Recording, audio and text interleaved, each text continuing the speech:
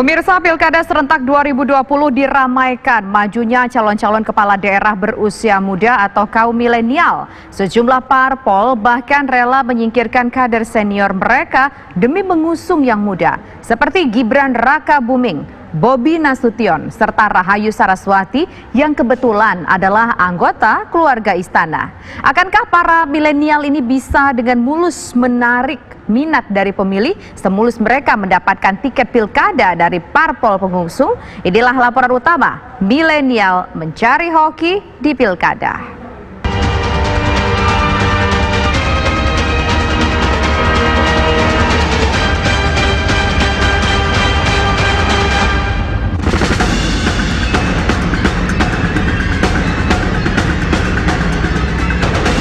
Siapapun musuhnya, saya siap tempur. Udah, itu aja. Saya baru bisa menunjukkan apa sih yang bisa saya lakukan setelah memang betul-betul saya terpilih.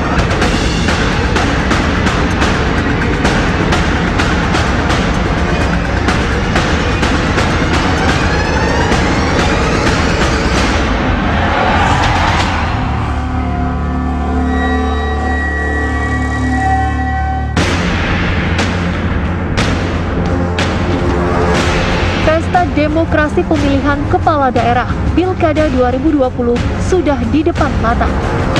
Sebanyak 270 daerah di tingkat kota, kabupaten, serta provinsi akan menggelar pilkada secara serentak pada 9 Desember nanti. Sejumlah partai politik juga telah mengumumkan nama-nama calon yang mereka usung untuk bertarung merebut kursi nomor 1 di pemerintahan daerah. Dan tak sedikit dari mereka yang mendapat tiket pilkada kali ini adalah sosok-sosok berusia muda atau milenial. Dalam survei kita itu ada range antara 31,5% sampai 36,5% itu pemilih milenial seluruh Indonesia. Jumlahnya antara 64 juta sampai 70 juta sekian. Ya kan? Itu pasar yang besar. Nah, sehingga itu tentu menjadikan atensi buat parpol bahwa ini hanya orang-orang yang punya kedekatan secara ide dan gagasan yang bisa menggarap pasar itu. Ada nama putra Presiden Joko Widodo, Gibran Rakabuming Raka, yang diusung PDI Perjuangan dan didukung sederet partai besar lain. Gibran maju setelah menyingkirkan rival satu partainya yang lebih senior, yakni Ahmad Purnomo. Di usia 32 tahun, Gibran terjun ke kancah politik dan langsung bertarung di kontestasi pilkada di kota Surakarta atau Solo. Ya siap-siap aja, siap tempur. Siapapun musuhnya, saya siap tempur. Udah, itu aja. Berbarengan dengan Gibran, menantu Presiden Jokowi, Bobi Nasution, juga melenggang ke pertarungan pilkada. Bobi yang baru saja menginjak usia 29 tahun, melaju mulus menjadi calon wali kota Medan. Partai-partai besar seperti Golkar, Gerindra, juga PDI Perjuangan telah siap menjadi kendaraan politik bagi Bobi. Putra Sekretaris Kabinet Pramono Anung, yakni Hanindito Himawan Pramono, juga menambah catatan nama milenial di perhelatan Pilkada 2020. Ia bakal bertarung merebut kursi Bupati Kediri. Mungkin nanti saya baru bisa menunjukkan apa sih yang bisa saya lakukan setelah memang betul-betul saya terpilih. Untuk sekarang ini yang bisa saya lakukan adalah saya akan betul-betul menggenjot dari pariwisata dulu. Karena apa? Kesiapan pariwisata ini kita harus siap. Dengan adanya bandara, kalau kita pariwisata kita tidak siap, maka roda perekonomian ini akan tersedot ke wilayah-wilayah yang lain, Mas. Sosok pria berusia 28 tahun ini juga menjadi salah satu jago PDI Perjuangan. Ya, dalam pilkada kali ini, Partai Banteng menggadang-gadang kader-kader milenial yang diharapkan mampu membawa angin segar. Bukan sosok pemimpin yang muda, yang fresh, yang membawa angin segar, ya, yang penuh kreatif, inovatif, karena ke depan akan terjadi proses regenerasi di dalam kepemimpinan baik di lokal maupun di nasional. Partai Gerindra juga menawarkan kader milenialnya maju di kontestasi pilkada. Ada nama Rahayu Saraswati yang tak lain adalah keponakan Ketua Umum Partai Gerindra yang juga Menteri Pertahanan Prabowo Subianto. Kader Gerindra berusia 34 tahun ini maju sebagai calon wakil wali kota Tangerang Selatan. Saya kira ini demokrasi, pemimpin rakyat kita tawarkan ke rakyat, rakyat yang menilai, rakyat yang memilih, kita tutburi handayani, kita dorong yang muda-muda untuk maju.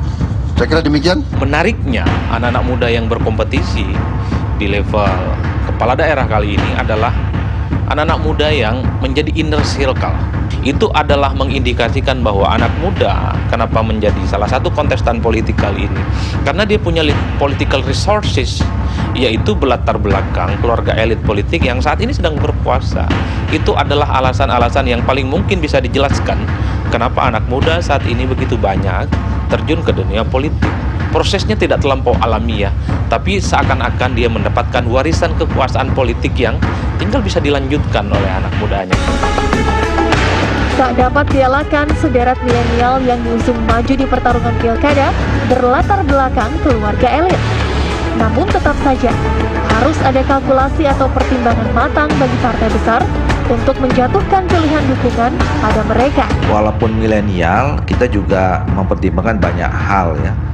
Tentu sebagai partai politik di dalam menghadapi kontestasi seperti Pilkada Serentak 2060 ini kan targetnya menang.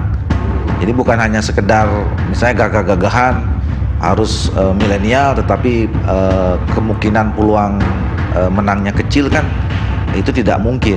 Partai Golkar menangkap fenomena itu sebagai sesuatu yang perlu kita respons.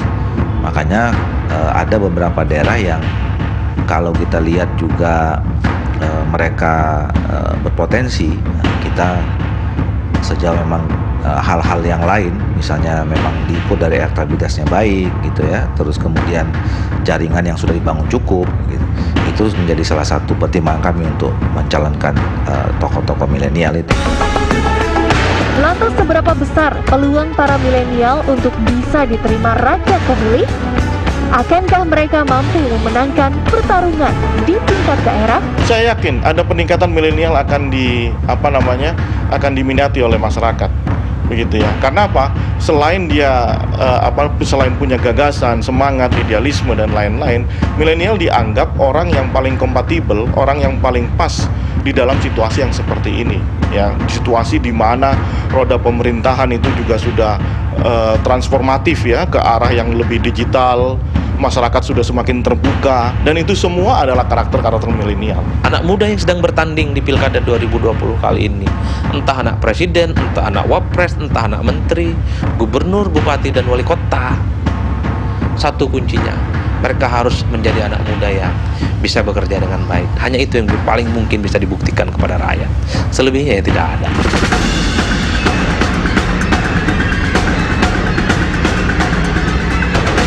Siapapun musuhnya, saya siap tempur. Tidak ada. Saya baru bisa menunjukkan apa sih yang bisa saya lakukan setelah memang betul-betul saya terpilih.